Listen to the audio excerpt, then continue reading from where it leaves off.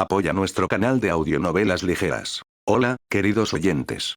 Si disfrutan de nuestras audionovelas y quieren ayudarnos a seguir creando más contenido, consideren hacer una donación a través de PayPal. Cada contribución nos ayuda a mejorar la calidad de nuestras producciones y a traer nuevas historias emocionantes para ustedes. El enlace está en la descripción del video. Capítulo 118, La fuerza imparable. La noticia del motín de la Legio V Macedónica cayó sobre el Consejo de Guerra en Roma como una losa de hielo. El ánimo triunfal que había llenado la ciudad durante semanas se evaporó en un instante, reemplazado por un miedo gélido y revuelto. Una legión rebelde, curtida en la batalla y llena de una furia justificada, era una daga dirigida a la garganta del imperio. Pero esto era peor. Era una daga envenenada. Traidores y portadores de la peste, declaró el general Aecio, el prefecto pretoriano, con una voz grave y brutal. Golpeó con el puño enguantado el mapa de Italia, justo en la última posición conocida de la legión. Su rostro estaba rojo por la simple y absoluta certeza de un militar ante una amenaza clara. Solo hay una solución. Despachamos a la Legio II Itálica y a la Legio I Itálica desde sus guarniciones en el norte. Formamos una posición de bloqueo aquí, en la vía Flaminia, antes de que puedan cruzar los Apeninos. Los enfrentaremos y los destruiremos a todos. Es una necesidad imperiosa, pero la seguridad del Estado lo exige. Los demás generales presentes asintieron con severidad e inmediata conformidad. Era la única solución lógica para los romanos. Un motín era un cáncer. No se razonaba con él, se extinguía, con rapidez y sin piedad. El hecho de que la legión estuviera infectada no hacía más que acentuar la urgencia. La aniquilación no era solo un castigo, era una forma de saneamiento brutal. Alex, sin embargo, sintió una oleada de horror absoluto ante la sugerencia. No veía una solución militar, sino una catástrofe biológica. Se volvió hacia Lyra, con una pregunta frenética y silenciosa. Imagínalo, Lyra. Una batalla entre 3 legiones. 20.000 hombres. El análisis que fluyó a su mente fue una visión infernal. Una batalla campal resultaría en un evento de riesgo biológico de proporciones catastróficas, declaró la voz de Lyra en su oído, con un tono clínico que intensificaba aún más el horror. La naturaleza estresante y a corta distancia del combate legionario garantizaría una tasa de infección del 100% entre todos los combatientes. La aerosolización de sangre, sudor y otros fluidos corporales convertiría el campo de batalla en una zona de contagio atmosférico. Los miles de cadáveres infectados sin enterrar, tanto romanos como amotinados, envenenarían el suelo y el nivel freático. Los animales carroñeros y las aves se convertirían en vectores, propagando la plaga por la campiña italiana con un patrón imposible de contener. Una victoria militar garantizaría una derrota biológica. Convertiría el corazón de Italia en un pozo de peste del que no se recuperaría durante una generación. No. La palabra fue silenciosa, pero pronunciada con tal autoridad absoluta que silenció a todo el consejo. Alex se puso de pie, pálido, pero con una intensidad que hizo retroceder a los veteranos generales. No lucharán contra ellos, ordenó. Los generales lo miraron como si hubiera perdido la cabeza. No los tratarás como un ejército enemigo, continuó Alex en voz baja y amenazante, sino como una bestia herida y rabiosa. Algo que hay que contener, no enfrentar. Los seguirás de cerca. Avanzarás en paralelo a su línea de marcha. Destruirás todos los puentes y quemarás todos los graneros a su paso. Los ralentizarás. Los matarás de hambre. Hostigarás sus flancos con caballería y les negarás forraje. Pero no los enfrentarás, bajo ninguna circunstancia, en batalla abierta. Lo prohíbo. Ni una sola gota de su sangre infectada se derramará en suelo italiano. La orden era tan contraria a la intuición, tan contraria a todos los principios de la doctrina militar romana, que fue recibida con un silencio atónito.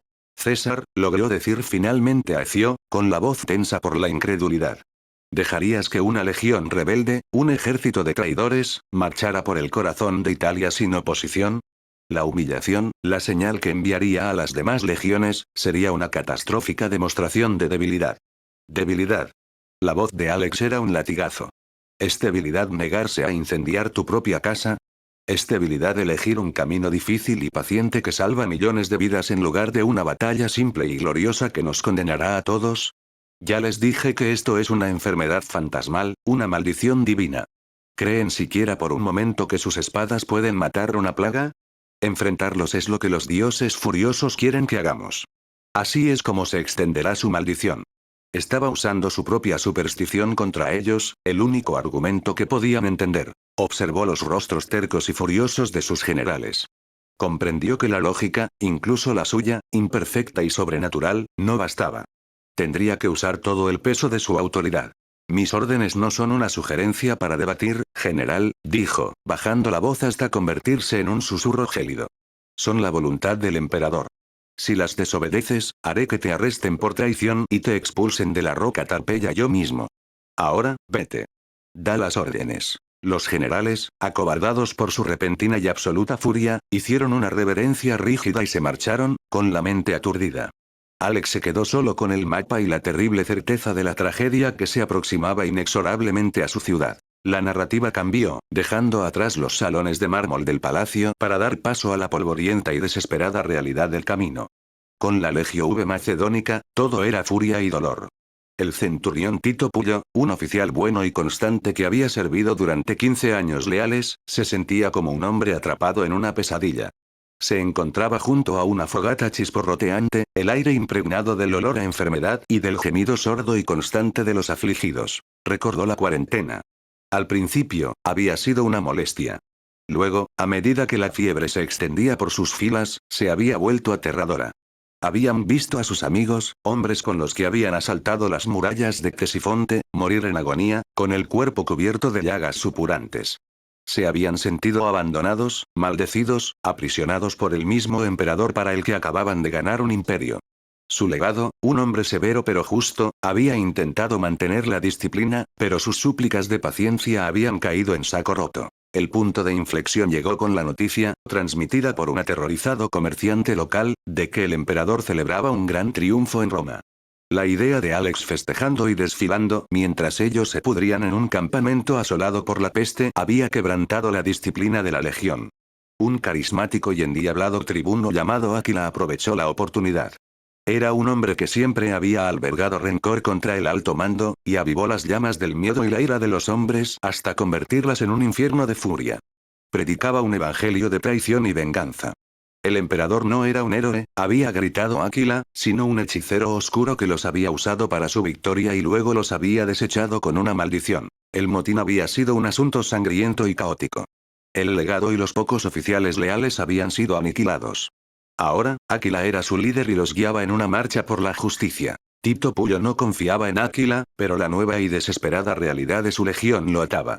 Eran hermanos en el sufrimiento, y creían que su única esperanza era marchar sobre Roma y obligar al emperador a escuchar su súplica, a concederles una cura para la maldición que les había impuesto. No eran monstruos. Eran hombres aterrorizados, afligidos y enfermos, y eso era lo que los hacía tan profundamente peligrosos. Su marcha era una lúgubre procesión. Encontraron los caminos que tenían por delante extrañamente vacíos, las aldeas abandonadas. Al llegar al gran depósito de suministros de Ariminum, sus esperanzas de comida y descanso se desvanecieron. La guarnición había desaparecido. Los grandes graneros, que deberían haber estado rebosantes de grano, eran cáscaras humeantes y quemadas. La mano del emperador estaba en todas partes, negándoles socorro, tratándolos como alimañas a las que matar de hambre. La desesperación de los hombres se transformó en una furia aún más intensa. Pero en la armería del depósito, encontraron algo que la guarnición en retirada no había tenido tiempo de destruir.